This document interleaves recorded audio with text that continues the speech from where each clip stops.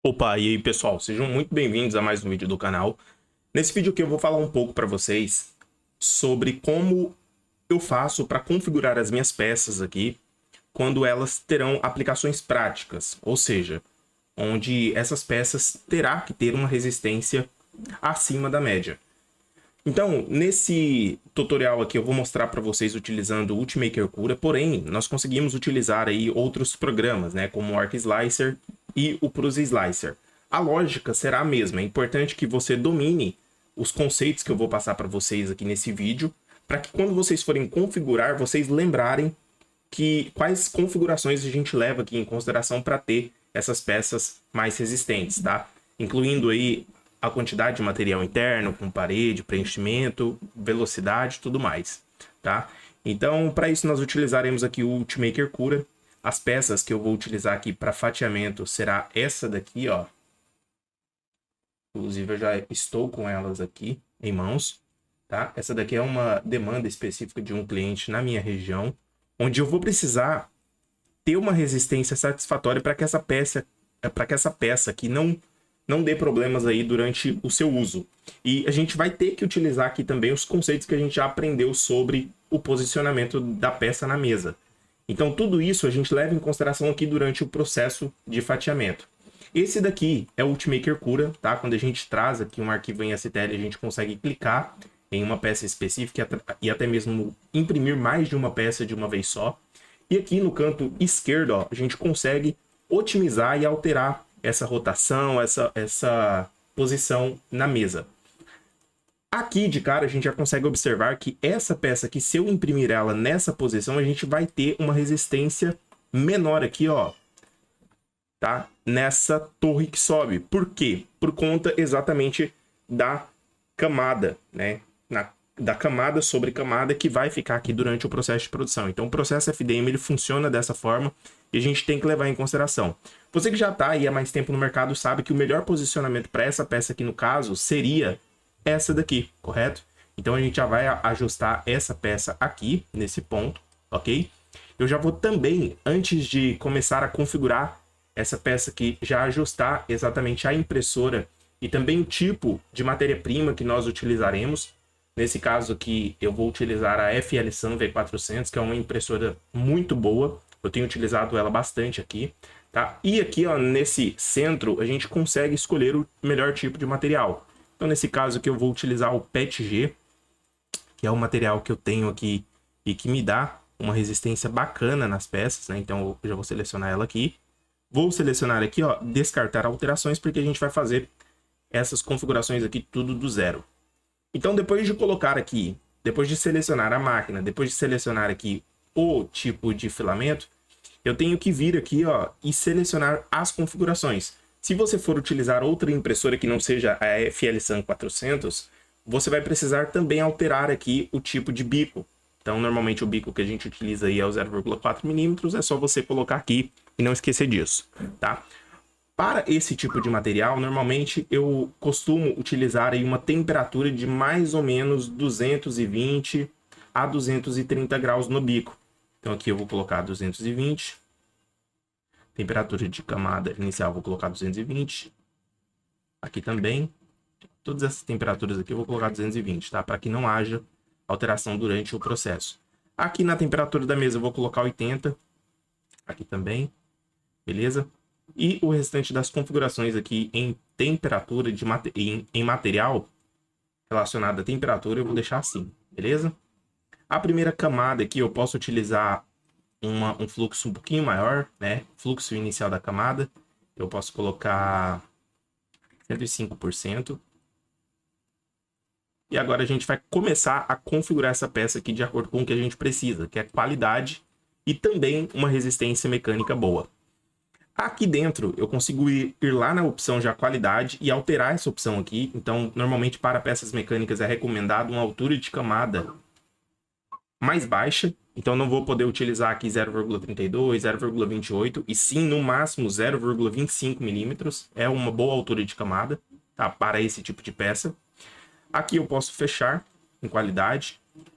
Vou vir aqui em largura de extrusão. Como a gente está utilizando o bico de 0,4 milímetros, eu vou ter que utilizar a largura de extrusão igual a do bico, né, de 0,4 milímetros.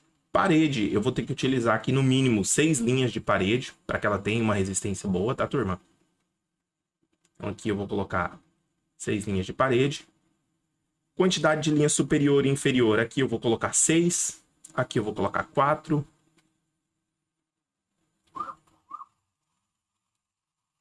Preenchimento, eu vou colocar 30.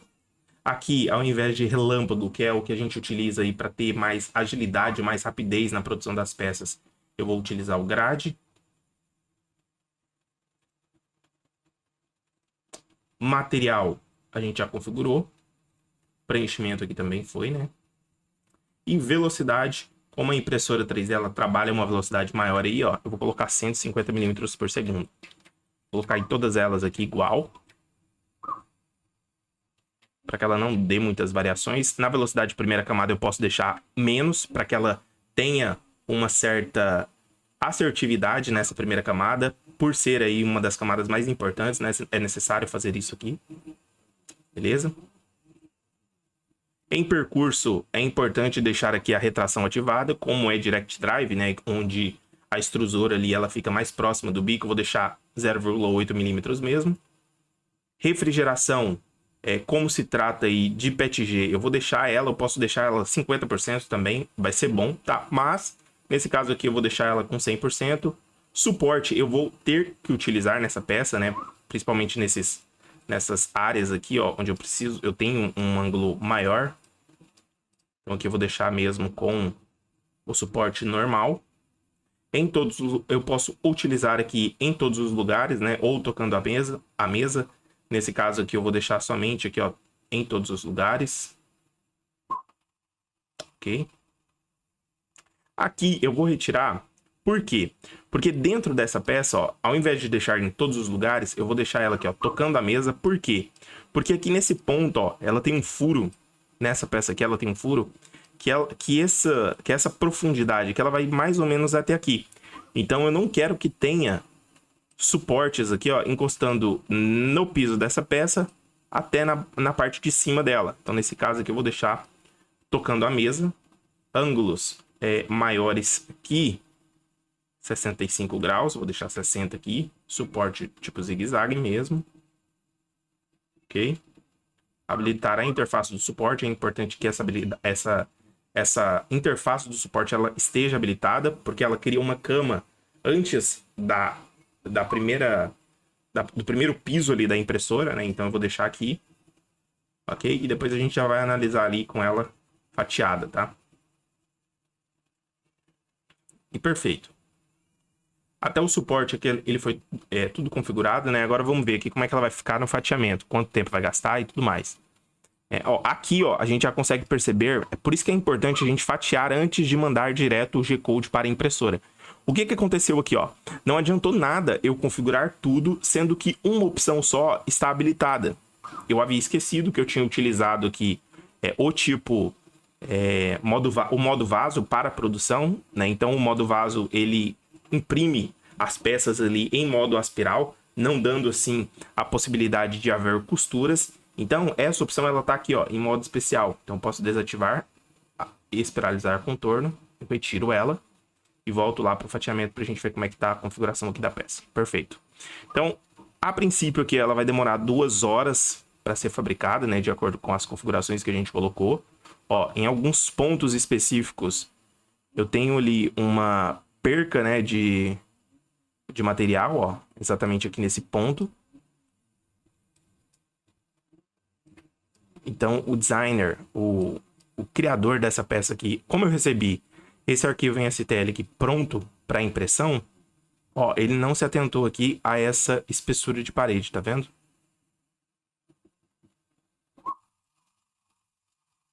Olha só. Essa espessura de parede aqui, ela não tá legal.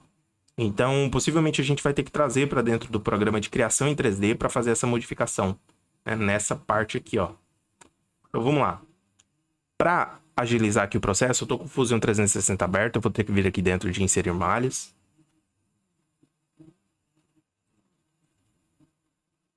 Já vou trazer essas duas peças para cá.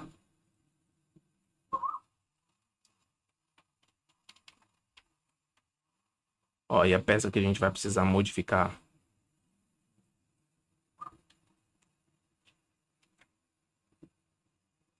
é essa daqui, né? Então, vamos lá. Posso ativar a origem aqui para já ajustar o modelo.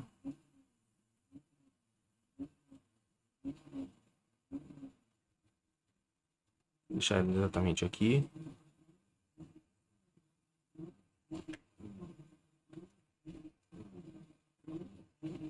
Perfeito. E o ajuste será nessa parede aqui, turma. Então, para isso, o que eu posso fazer? Eu posso converter esse arquivo em STL aqui em um modelo sólido, né? Ó, ele já transformou aqui no canto esquerdo esse modelo aqui para um modelo sólido. Vou selecionar essas linhas aqui, ó, todas elas. Ver se eu consigo selecionar elas aqui, ó. Pronto, beleza. Selecionei essas linhas. E agora eu vou precisar adicionar aqui também uma espessura maior, né? Eu vou vir aqui dentro de criação de esboço 2D. Vou colocar aqui uma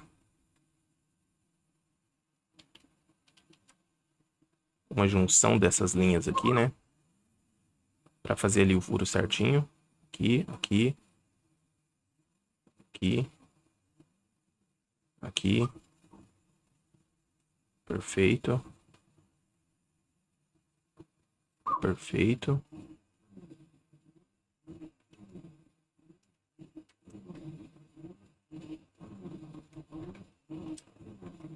Vou precisar criar uma referência aqui nessa parte de cima.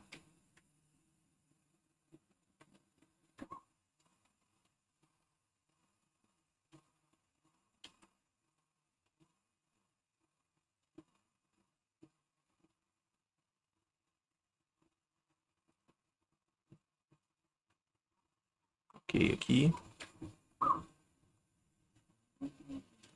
Aqui também vou pegar assim.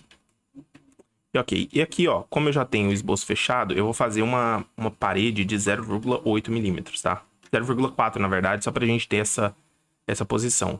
Então, aqui a gente já alterou essa dimensão, ela vai ficar assim, ok? Depois eu posso analisar ali para ver se essa peça será funcional e se não vai danificar exatamente a criação do nosso perfil. E aqui eu posso colocar, ó, dois lados, tá?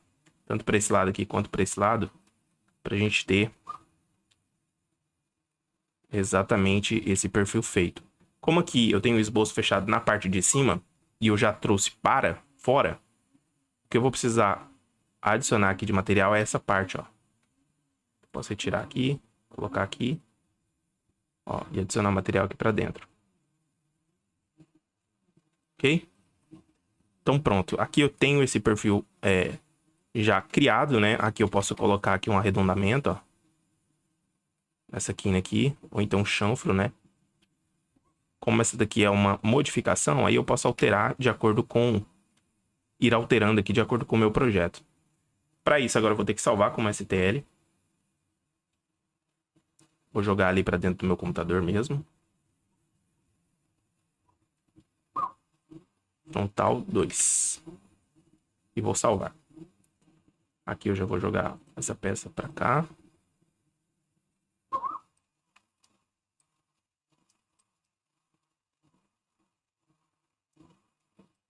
Vou ajustar ela aqui.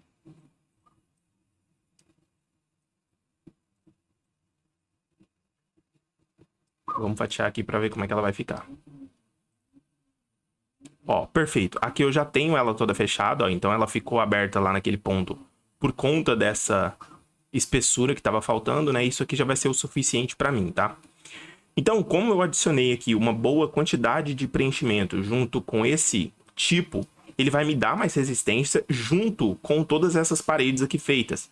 E lembra que a gente ativou ali a interface do suporte? A interface do suporte nada mais é, ó, do que uma camada mais segura para que esse piso ele seja impresso de forma mais eficiente, para que não fique depositando ali material no ar. E ele colocou exatamente o suporte aqui nos pontos em que eu precisava. Lembrando que todo esse processo aqui de fatiamento a gente passa dentro dos nossos treinamentos, dentro dos nossos cursos. Então, se você não é um especialista na área e quer começar os seus estudos aí do básico ao avançado, temos links aqui embaixo onde vocês conseguem começar. Principalmente para você que não tem o domínio aqui das ferramentas de criação em 3D e também de otimização de fatiamento, é importante que você tenha essa base para que você não perca dinheiro aí e nem tempo no mercado, ok? Então, essa daqui foi a nossa otimização. Abrindo aqui as configurações, nessa parte de baixo aqui, nós podemos também utilizar aderência de mesa tipo Brim, para facilitar essa aderência de mesa, né? Que ele cria ali em volta da peça uma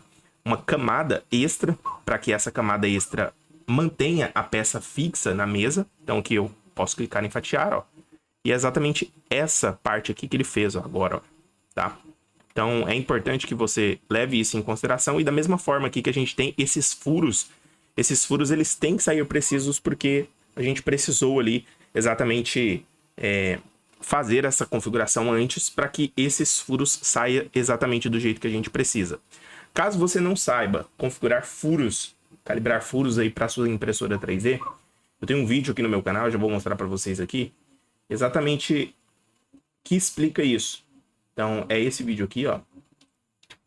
Ó, meu segredo para ter furos perfeitos. E você pode clicar aqui no cardzinho acima, eu vou deixar um link aqui na descrição também, onde você consegue acessar esse vídeo aqui, onde eu explico exatamente o processo que você deve fazer aqui para ter furos precisos, levando em consideração ali tanto o CAD, onde a gente consegue colocar alguns detalhamentos aqui para que esse furo saia perfeito, e também dentro do software de fatiamento, que é exatamente a calibração ali, beleza? Então se você gostou desse tipo de conteúdo aqui, não esqueça de deixar o seu like.